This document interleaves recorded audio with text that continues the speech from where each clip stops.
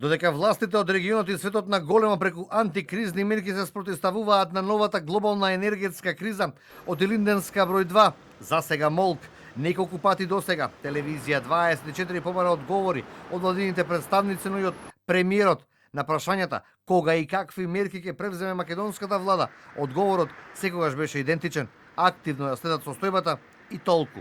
Кризата на Блискиот Исток веќе почна преку цената на горивата да се чувствува и во Македонија.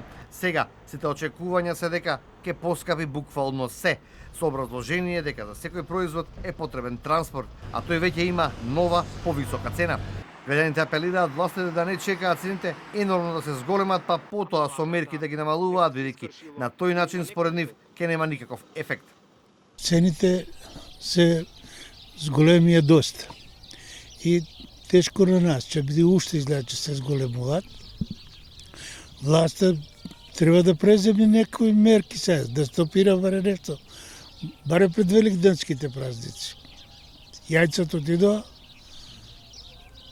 зејтинот отиде, маслото отиде високо. Големи се за плати во Македонија, многу се големи цени.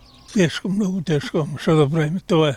Потврда за се поскапиот живот на граѓаните на Македонија даде и најновата пресметка на синдикалната потрошувачка кошничка. За 3 месеци основните трошоци на домаќинствата поскапеа за 2500 денари.